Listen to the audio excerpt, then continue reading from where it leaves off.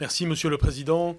Et mesdames et messieurs les députés, je suis évidemment très heureux de pouvoir m'exprimer devant vous sur cette réforme qui est très importante et de le faire en présence de Pierre Mathiot, qui a joué, vous le savez, un rôle de premier plan pour la préparation de cette réforme, notamment en menant une consultation qui a été très large pendant plusieurs mois.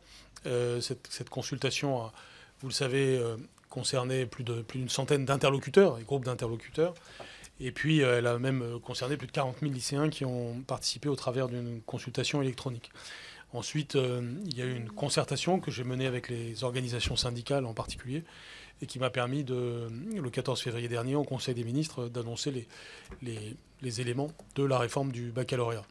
Je vais le résumer rapidement. Je pense que vous êtes très au fait des choses et donc vous savez l'essentiel et ce n'est pas la peine que j'y passe trop de temps, de façon à laisser plus de temps pour ce que Pierre Mathiot peut-être voudra ajouter et surtout pour les questions que vous pouvez avoir. Mais je voudrais en profiter pour commencer par parler de l'esprit de cette réforme. Finalement, à quoi ça sert?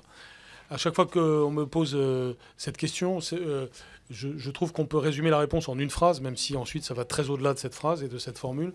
Mais cette phrase, c'est comment est-ce que, en préparant les élèves au baccalauréat, nous les préparons à réussir au-delà du baccalauréat. Et c'est ainsi que nous redonnons sens au baccalauréat. Parce que le type d'examen que nous envisageons doit permettre un type de préparation, non pas sur quelques jours ou quelques semaines, mais sur plusieurs années. Et ce type de préparation doit être utile à l'élève, de façon à en finir avec plusieurs fléaux, notamment le fléau de l'échec dans l'enseignement supérieur, qui n'est jamais que le révélateur de problèmes qui sont en amont.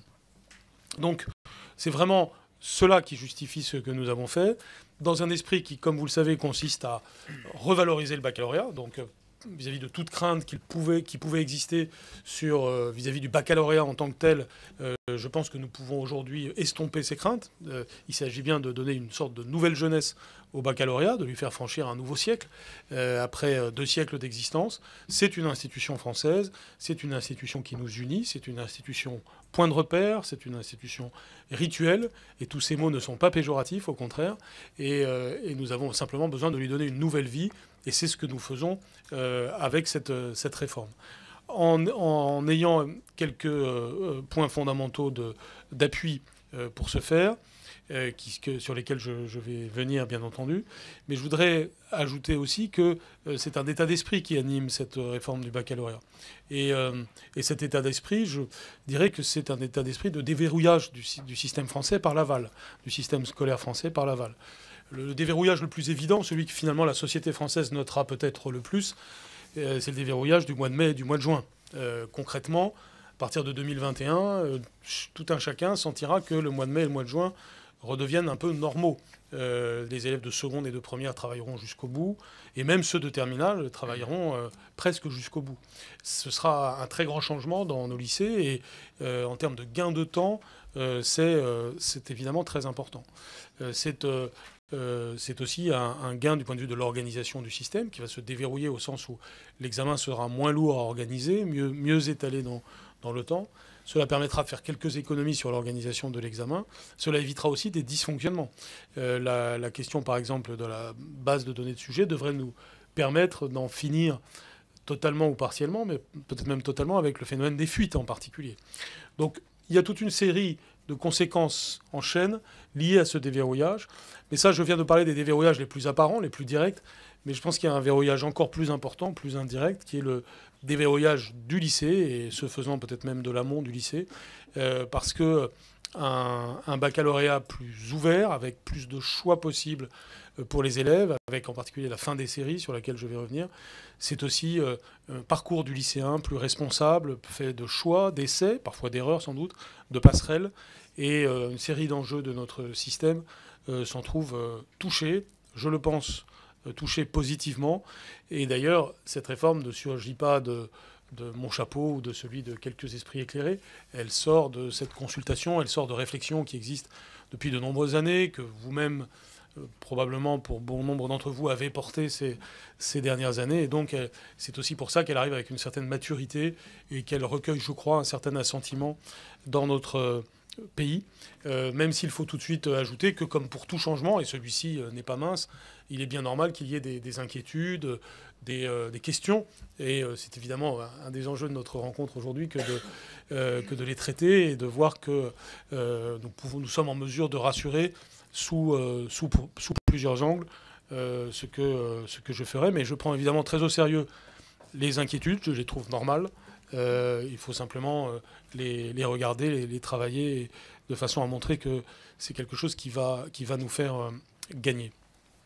Je pense que ce baccalauréat se traduit par plus de liberté, je viens de le dire, avec plus de choix pour les élèves en particulier. Il se traduit par plus d'égalité. J'y reviendrai en grande partie, non seulement par les garanties d'égalité que nous donnons au travers du contrôle continu, dont je parlerai, mais aussi parce que cette réforme peut être l'occasion d'offrir des mesures d'attractivité supplémentaires pour les lycées les plus défavorisés. Je veux donc en quelque sorte renverser l'argument classique qu'on a pu entendre en amont de la réforme, qui était la crainte que ce baccalauréat ne renforce les inégalités, ne débouche sur un baccalauréat d'établissement, et d'une certaine façon arriver presque à l'inverse, c'est-à-dire à faire en sorte que nous renforcions les établissements qui en ont le plus besoin. J'expliquerai comment tout à l'heure. C'est aussi un baccalauréat qui doit être synonyme de plus de réussite, et la réussite elle-même doit être synonyme d'excellence. Et là aussi, vis-à-vis cette fois-ci des inquiétudes exprimées par exemple par les associations disciplinaires ou par tous ceux qui sont à juste raison attachés à la qualité de chaque discipline, la réponse principale, c'est que toute discipline sera renforcée par la réforme parce qu'elle sera plus suivie par chaque élève qui l'aura choisi. En clair, on en fait plus avec des programmes qui vont être revisités, qui vont donc qui vont aussi aller dans le sens d'une plus grande qualité, d'un plus grand approfondissement. Et c'est ainsi que chaque matière permettra d'aller plus loin. Et ceci permettra de répondre en particulier à des remarques faites par bon nombre d'acteurs de l'enseignement supérieur qui, ces dernières années, se plaignaient d'une certaine dégradation du niveau des élèves dans un certain nombre de matières. Nous comptons répondre aussi à ce problème au travers de la réforme. Alors, quelles en sont les grandes lignes pour traduire cet état d'esprit ? D'abord, le point d'appui principal, c'était l'engagement présidentiel du président lorsqu'il a dit que le baccalauréat se passerait au travers de 4 épreuves écrites et le reste en contrôle continu, 4 épreuves terminales et le reste en contrôle continu. Ça a été la base de tout, et je pense qu'il faut souligner quelque chose qui est évident pour tout le monde, mais qu'il est important de montrer, qui est que dès lors qu'un engagement est présidentiel, qu'il a fait l'objet d'un engagement présidentiel, ça crée un socle qui facilite la réforme, parce que je pense que tout un chacun savait que de toutes les façons, nous irions là.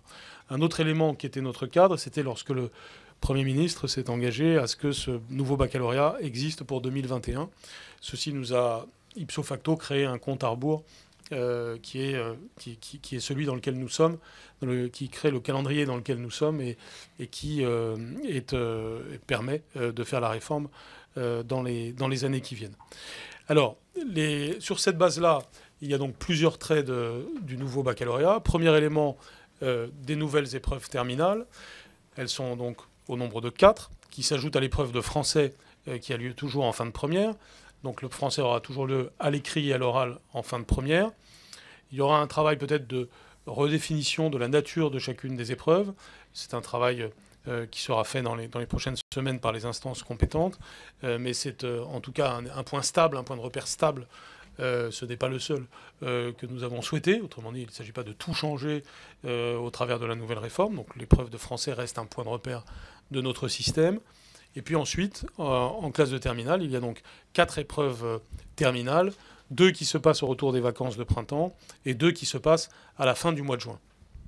Les 2 qui se passent au retour des vacances de printemps sont les épreuves de spécialité, autrement dit 2 matières choisies par l'élève, autrement dit les points forts de l'élève, qui sont différents d'un élève à l'autre. Et ensuite, les 2 autres épreuves sont l'épreuve de philosophie, qui devient la seule épreuve passée par tous les élèves de la voie générale et de la voie technologique d'ailleurs à la fin du mois de juin. Et puis l'oral. L'oral qui est une des créations de ce nouveau baccalauréat, probablement un des marqueurs du nouveau baccalauréat, ce que beaucoup retiendront comme un des points essentiels, parce que c'est une nouveauté. Cet oral a les caractéristiques suivantes. Il durera 20 minutes. Et il est passé devant un jury de 3 personnes. Il se décompose en 10 minutes de présentation d'un projet. Ce projet a été préparé depuis le début de la classe de première, dans l'esprit de ce que sont les TPE aujourd'hui, sauf qu'il y a désormais beaucoup plus de temps pour le faire. C'est sur 2 années que ça se passe.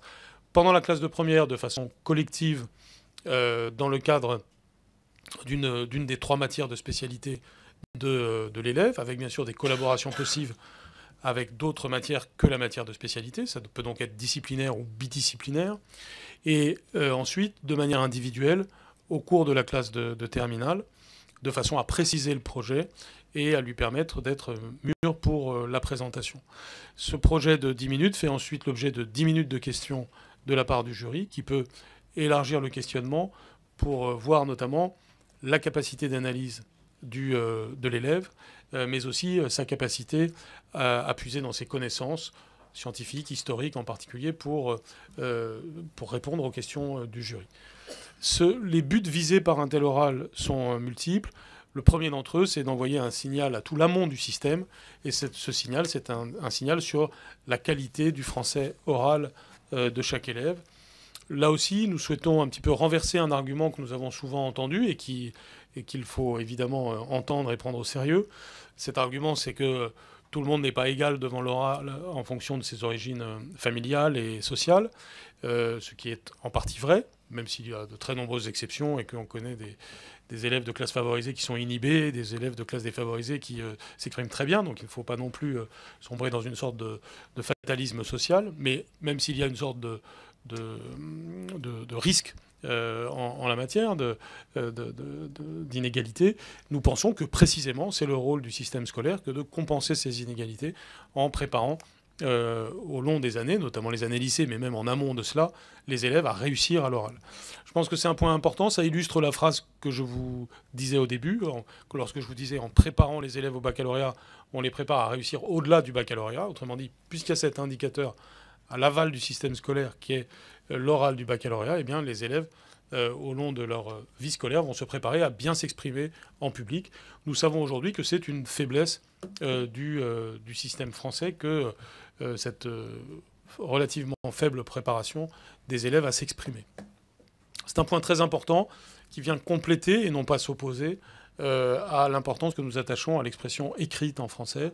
Donc une expression écrite et une expression orale renforcée, c'est cela qui est visé par cette évolution.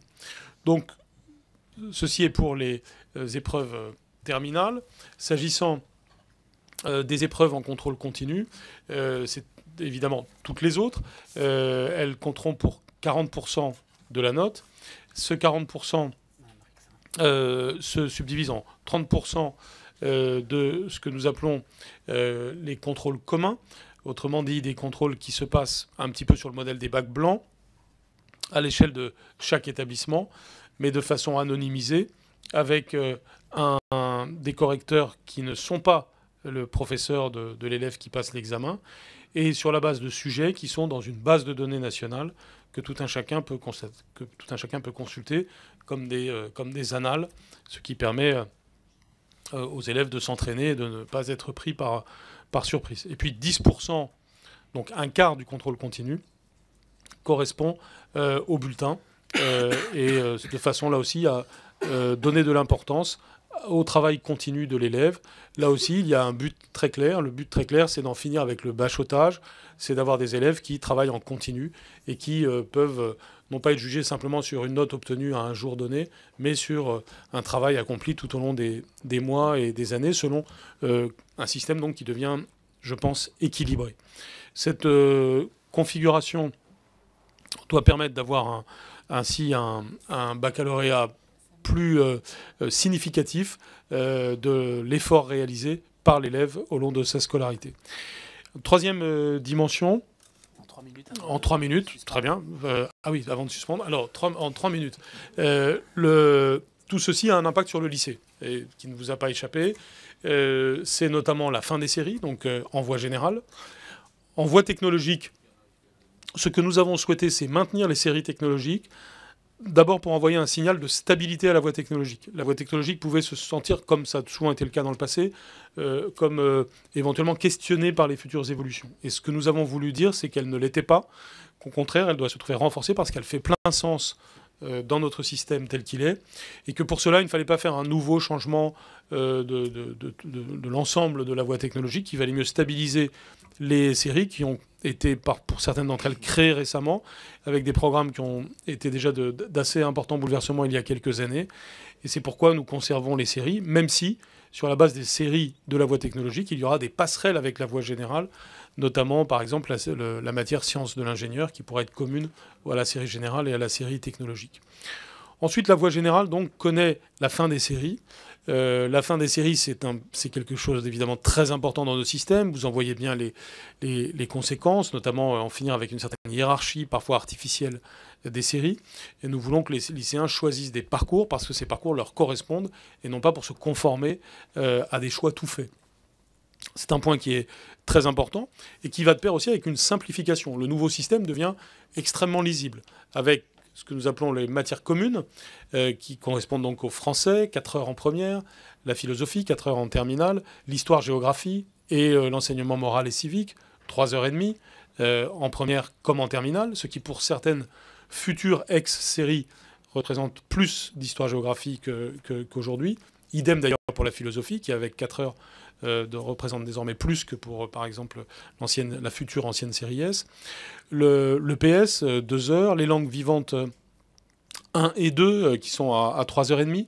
Donc on a autant de marqueurs qui sont très importants pour ce socle commun, avec une création sur laquelle je reviendrai après la pause, parce qu'elle est très importante et elle suscitera certainement des questions de votre part, ce que nous appelons les humanités scientifiques et numériques, que nous mettons au cœur du socle commun, parce qu'elles concernent les compétences scientifiques que tous les élèves, qu'ils soient littéraires ou scientifiques, doivent maîtriser.